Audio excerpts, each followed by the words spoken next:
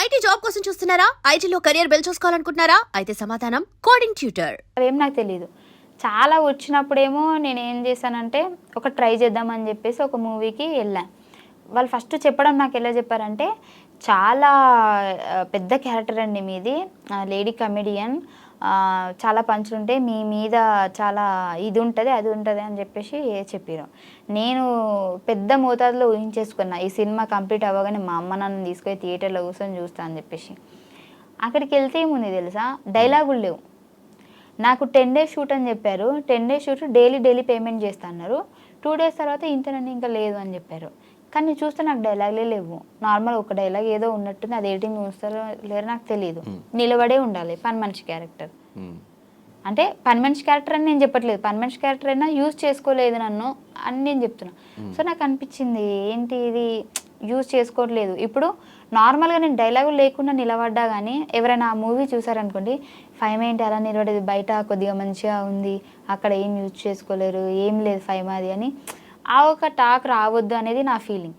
నాకు ఎలా అనంటే, నేను చేస్తే అబ్బాయి ఏం చేసిందిరా 5 నిలబెట్టిందిరా అన్నట్టు ఉండాలి కదా. సో నాకు ఇప్పటికి స్టిల్ ఏంది అని అంటే, నాకు మూవీస్ వస్తున్నాయి, కాకపోతే ఏది కూడా నాకు లెగ్త్ క్యారెక్టర్ రావట్లేదు. 1 day అంటున్నారు, లేదంటే ఒకటే డైలాగ్ ఉంటుంది నార్మల్గా అట్లా ఇట్లా అంటున్నారు. సో నాకు కాన్ఫిడెంట్ లేదు. నాకు ఏదైనా మంచి అంటే మొత్తం లెంత్ అని కూడా నేను చెప్పట్లేదు, ఒక 5 days 10 days అయినా సరే నాకంటూ ఒక సపరేట్. ఇప్పుడు సునీల్ గారు కొన్ని మూవీస్లలో ఎక్కువ ఉండరు, ఒక క్లిప్పే వస్తారు, కానీ వచ్చిన ఆ క్లిప్ కూడా హైలైట్ అవుతుంది కదా. అలానే నేను ట్రై చేస్తున్నాను. 2-3 ఇలాంటివి వచ్చాయి, కానీ నాకు డేట్స్ కుదరలే. వాళ్ళైతే సినిమా మొత్తం అన్నారు, మంచి హీరో, పాపులర్ హీరో, కాకపోతే నాకు వాళ్ళు ఏమన్నారంటే మొత్తం 45 days మీరు మొత్తం మాతోనే వచ్చేసేయాలి, మొత్తం అంటే సినిమా కంప్లీట్ చేసుకొని రావాలి, అప్పటిదాకా హైదరాబాద్ రాము అని చెప్పారు. మధ్యలో నాకు జబర్దస్త్ షూట్స్ ఉంటాయి కదా. సో వీళ్ళు ఏంటి అని అంటే, మళ్ళీ గ్యాప్ ఇస్తే బాగోదు అసలు. ఎప్పుడు కూడా అంటే నేను కావాలంటే ఏదైనా వదులుకుంటా, కానీ జబర్దస్త్ అయితే వదులుకోను, ఒక షెడ్యూల్ కూడా. నాకు జ్వరం వచ్చినా నేను వదులుకోను. డైలాగ్ అదే జబర్దస్త్ మధ్యలో గ్యాప్స్ తీసుకున్నావు కదా, చాలా గ్యాప్స్ వచ్చినాయి. అంటే మన లైఫ్ ఒక టర్నింగ్ పాయింట్, దీనివల్ల మన లైఫ్ టర్న్ అవుతుంది అని అంటే తీసుకోవచ్చు. ఇప్పుడు అక్కడికి వెళ్ళడం వల్లనే కదా, నేను చిన్నప్పటి నుంచి మా అమ్మకి ఇల్లు లేదు, ఓన్ హౌస్ లేదు. సో అక్కడికి వెళ్ళడం వల్ల అది నెరవేరుతుంది అంటే ఎందుకు వెళ్ళకుండా ఉంటా. ఇప్పుడు ఆ 40 days వెళ్ళడం వల్ల నాకు అలా ఏం కాదు కదా, ఈ రెగ్యులర్ ఇప్పుడు నాకు ఇది కెరియర్ నెక్స్ట్ లెవెల్కి వెళ్ళే ఛాన్సెస్ ఉన్నాయి. పటాస్ నుంచి ఇటు జబర్దస్త్ వీటిలో ఎలా వచ్చావు, జబర్దస్త్ నుంచి నువ్వు బిగ్ బాస్కి వెళ్ళావు, బిగ్ బాస్ అప్పటికి జబర్దస్త్ చాలా కష్టంగానే వదిలిపెట్టి వెళ్ళాను నేను, మళ్ళీ వస్తాననే చెప్పి వెళ్ళాను నేను. అంటే నాకు ఇది కావాలి, దానికోసం వెళ్తున్నానని పర్టికులర్గా చెప్పేసి వెళ్ళాను. ఇప్పుడు నాకు అది ఉంది కదా, ఇంకెందుకు మెల్లగా సంపాదించుకుంటా. ఈ జబర్దస్త్లో ఒకవేళ నాకు ఫేమ్ తగ్గిపోయింది అనుకోండి, లేదంటే జనాలకు నేను బోర్ కొట్టేశాను అనుకోండి, అప్పుడు వెళ్తా సినిమాలకి. ఇప్పుడు బిగ్ బాస్ నుంచి వచ్చిన డబ్బులతో ఇల్లు కొట్టావా? ఫస్ట్ భాస్కర్ అన్నతో ఈవెంట్స్కి వెళ్ళేదాన్ని, దాంతో ఇల్లు కొన్నా. బిగ్ బాస్ నుంచి వచ్చిన తర్వాత దాన్ని మంచిగా చేసిన. ఈ జబర్దస్త్ పేమెంట్ల కంటే ఈవెంట్ పేమెంట్స్ ఎక్కువ అంటే మీకు నిజమేనా? అంటే ఫస్ట్ నాకు తక్కువ ఉండేది, ఇప్పుడు బాగానే ఉంది. జబర్దస్త్ పేమెంట్స్ కంటే ఇప్పుడు జబర్దస్త్ పేమెంట్లో బాగానే ఉంది. సో ఏంటి, కొంతమందికి తక్కువ ఉంటుంది, ఎందుకంటే కొంతమందికి చాలా ఇంట్రెస్ట్ ఉంటుంది జబర్దస్త్లో కనిపించాలని చెప్పేసి. నార్మల్గా రైటర్ అంటే నార్మల్గా రాయడానికే వస్తారు, అంటే రైటర్స్ గురించి చెప్పట్లేదు, నార్మల్గా మా పక్కన ఎవరైనా చెప్తే రాసుకునే వాళ్ళు ఉంటారు కదా, వాళ్ళకి మాత్రం తక్కువ ఉంటుంది, అందరికి బాగానే ఉంటుంది. సో ఈ లేడీ కమెడియన్స్ అనగానే స్టార్టింగ్ చాలా తక్కువ మంది జబర్దస్త్లో మీ ఇద్దరే ఎక్కువ కనిపించేది. సో మేమే స్క్రిప్ట్స్ రాసుకోవాలన్నా కూడా, మేల్ కమెడియన్స్ మధ్యలో మీరు మింగిల్ అవ్వాలన్నా కూడా, ఆ డబల్ మీనింగ్ జోక్స్ కానీ ఇవంతా మీరు తీసుకోగలగాలి, మీరే వేస్తూ ఉండాలి. స్టార్టింగ్ నుంచి ఆ రకంగా ఇబ్బంది అవ్వడం అలా ఏమన్నా ఉందా? నాకెప్పుడు ఏమి ఇబ్బంది కలగలే, నాకేం ఇబ్బంది కలగలే నాకు. ఎందుకంటే ఇప్పుడు వేయడం వల్ల అక్కడ ఏం అయిపోవట్లేదు, నలుగురు నవ్వుతున్నారు అంతే. ఎందుకు నవ్వుతున్నారు అంటే అది comedy show. So comedy show కాబట్టి వాళ్ళు కామెడీగానే తీసుకుంటారు, నేను కూడా కామెడీగానే తీసుకున్నా. మీ వల్ల లేడీ గెటప్ చేసిన వాళ్ళ పరిస్థితి తగ్గిపోయిందా? పాపం తగ్గిపోయింది అని చెప్పొచ్చు, కాకపోతే అది వాంటెడ్గానే అయితే మేము చేయలేదు. కానీ ఒకప్పుడు వాళ్ళు ఊపారు, ఇప్పుడు మేము ఊపుతున్నాం, కొద్ది రోజులైతే వాళ్ళు మేము కలిపి ఊపుతాం అంతే. ఈ మధ్యలో ఛానల్స్ కూడా షిఫ్ట్ అవుతున్నప్పుడు ఈ ప్రాబ్లమ్స్ ఏమైనా ఫేస్ చేసావా? నాకేం ప్రాబ్లం, నేను పుట్టడమే చాలా అదృష్టవంతురాలనంట, నాకు ఎలాంటి ప్రాబ్లమ్స్ లేవు. నాకు ఈ ఛానల్స్ వాళ్ళతో కూడా ప్రాబ్లమ్స్ లేవు. వాళ్ళు మంచి అండర్స్టాండింగ్, వీళ్ళు మంచి అండర్స్టాండింగ్. ఎలా ఒప్పించు మరి బిగ్ బాస్ షోకి? అంటే బయటికి వెళ్ళాలంటే ఖచ్చితంగా ఎన్ఓసి తీసుకోవాలి, 10 lakhs పే చేయాలి అని చెప్తారు.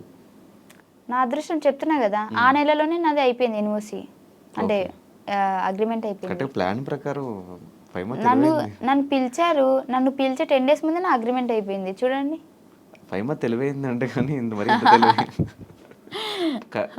పాము చావకూడదు, కర్ర విరగకూడదు. ఒకవేళ అప్పటికి అగ్రిమెంట్ ఉంటే మేబీ సీజన్ 7లో పిలిచేవారేమో, అప్పటికి అయిపోయేది. అంతే. ఫీల్ అవుతున్నావు సీజన్ 6కి వెళ్ళావని? ఫీల్ అవ్వట్లేదు, కానీ 7లో ఉంటే బాగుండు అనిపించింది. ఎందుకు 6 ఎందుకు నచ్చలేదు? 6 నాకు గట్టి పోటీ ఏం అనిపించలేదు. 6లో నీకు ఎవరు గట్టి పోటీ లేరా? నేనేదో పాపం రేవంత్ అన్నతో గొడవ పడ్డా, అంటే వాంటెడ్గా కాదు, ఆ సిచ్యువేషన్స్ వచ్చినాయి. కానీ మేము గేమ్స్లో కూడా ఫిజికల్గా కూడా రేవంత్ అన్నతోనే నేను ఆడిన, ఆయన నన్ను నూకడం, నేను ఆయన నూకడం. కానీ అంతా నాకు ఎందుకు ఎక్కలేదు. అంటే 7లో ఉంటే బాగుండు, ఆ ఫైర్లో నేను కూడా ఉంటే బాగుండు అనిపించింది. ఈ బిగ్ బాస్ అనేది ఫినాన్షియల్గా పక్కన పెడితే నీకు మిగతా వైజ్గా, ఫేమ్ వైజ్ కానీ ఏమన్నా హెల్ప్ అయిందా? అది చాలా అయింది. అండ్ ఇంకోటి, నేను నెగిటివ్ కాలేదు, పాజిటివ్గానే ఉన్నా. అప్పటికి కూడా నేను పాజిటివ్గానే ఉన్నా. నాకు బయటకు వచ్చిన తర్వాత కూడా చాలామంది కొన్ని రోజులు మళ్ళీ బిగ్ బాస్ ఫైమ్ అనే అన్నారు. దానివల్ల నాకు ఎక్కడ మైనస్ కాలేదు, దాని గురించి చెప్పడానికి అసలు ఏమీ లేదు. ఒకవేళ మైనస్ అయితే నేను చెప్పేదాన్ని, దానివల్ల నాకు చాలా ప్లస్ జరిగింది. కానీ ఎందుకు బయటకు వచ్చాక మిగతా కండిషన్స్ ఎవరితో మింగిల్ అవ్వట్లేదు? నువ్వు ఎక్కడ కనిపించవు, ఏ పార్టీస్లో కనిపించవు, ఏ గెట్ టుగెదర్స్లో కనిపించవు, ఎవరు పిలిచినా రావు, దేనికి? దానికంటే ముందు కూడా నా ఫ్రెండ్స్ నార్మల్గా నా జబర్దస్త్ వాళ్ళు పిలిచినా నేను పోను. నాకు నా ఇల్లే నా ప్రపంచం, అంటే ఇంట్లో ఉంటా, ఏం లేకపోతే ఇంట్లో ఉంటా. ఈవెన్ జబర్దస్త్ వాళ్ళతో నేను వ్లాగ్స్ చూసా నీవి, చాలా మంది దగ్గర వ్లాగ్స్ కూడా చూసా. ఈ బిగ్ బాస్ వాళ్ళతో అసలు ఏమీ లేవు నీవి. అంటే ఇంకా అంటే బిగ్ బాస్ అయిపోయిన తర్వాత కొన్ని రోజులు పిలిచారు అందరూ, ఏదైనా సరే రండి రండి అని. గ్రూప్ మొత్తం హల్చలు, టింగ్ టింగ్ టింగ్ అని మెసేజ్లు వచ్చేది. డేస్ పెరుగుతున్నా కొద్దిగా వాయిస్ తగ్గిపోయింది మెసేజ్లది, ఎవ్వరు అంత లేరు. కొన్ని రోజులే, మూడు రోజులు మురిపమంటారు కదా. సో వచ్చిన తర్వాత ఫస్ట్లోనేమో రండి కలుద్దాం, ఇప్పుడు ఎవడు పిలుస్తాడా అని చూస్తున్నాను. ఎవడు పిలిచినప్పుడు నేను పోదామంటే ఇప్పుడు నన్ను పిలవట్లే, అట్లా అయిపోయింది. హౌస్ వార్మింగ్ ఫంక్షన్ కూడా ఓన్లీ సూర్య ఒక్కడే వచ్చాడు. నేను అందరినీ పిలిచా, కానీ సూర్య ఒక్కడే వచ్చాడు. అందరూ ఒక్కొక్కరు ఒక్కొక్క రీజన్ చెప్పారు.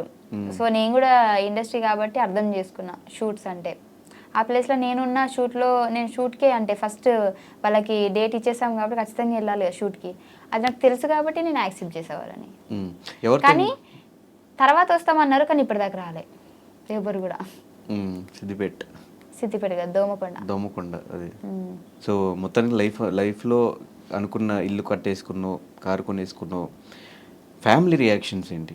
స్టార్టింగ్ మేము కొన్ని వీడియోస్ చూసినప్పుడు, ఈవెన్ బిగ్ బాస్ హౌస్లో కూడా నువ్వు ఎక్కువ ఫీల్ అవుతున్నప్పుడు, ఫ్యామిలీ బాండింగ్ అప్పుడు మాకే కొంచెం ఎమోషనల్ బాండ్ అనిపించింది నీకు మీ ఫ్యామిలీకి. మీ ఫ్యామిలీ మొత్తానికి ఇప్పుడు నువ్వే ఒక పెద్ద దిక్కులా చూసుకుంటున్నావు అని తెలిసింది. సో ఇప్పుడు ఫ్యామిలీ రియాక్షన్ ఏంటి ఈ 5 years తర్వాత?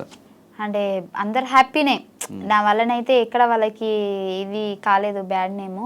ఇప్పుడు ఫైమా రిచ్చా, పూరా, మిడిల్ క్లాస్?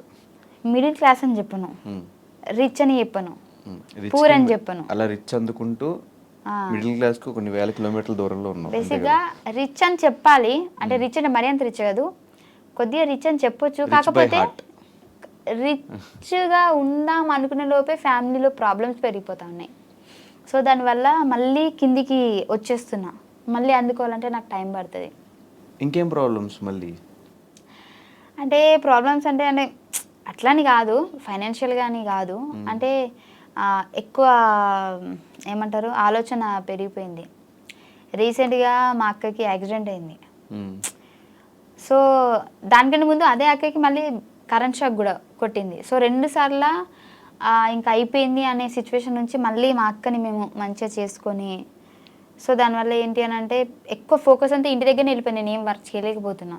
అంటే నాకు బేసిక్గా ఫ్యామిలీ అంటే చాలా ఇష్టం. నా ఫ్యామిలీలో ఎవరికి, ఈవెన్ మా అమ్మకి జ్వరం వచ్చినా కానీ ఇంకా వెళ్ళిపోవాలి, నేను ఇక్కడ ఉండొద్దు హైదరాబాద్లో, నాకు ఏం వద్దు ఈ హైదరాబాద్, నేను ఫస్ట్ పోయి మా అమ్మనే చూసుకోవాలి, మా అమ్మనే ఇంపార్టెంట్ అనేంత ఇష్టం నాకు. సో ఈ మధ్య ఒక్కరు కాకపోతే ఒకరు ప్రాబ్లమ్స్ వస్తూనే ఉన్నాయి. నా ఫ్యామిలీ మంచిగా ఉంటే నేను మంచిగా ఉంటాను, నా ఫ్యామిలీ సఫర్ అవుతుంది కాబట్టి సో దాని నుంచి నేను బయటికి రాలేకపోతున్నా, ఇంకా ఎటు ఏం చేయలేకపోతున్నాను నేను ముందుకి. దానివల్ల కొద్దిగా ప్రాబ్లమ్స్ ఫేస్ చేస్తున్నా. సో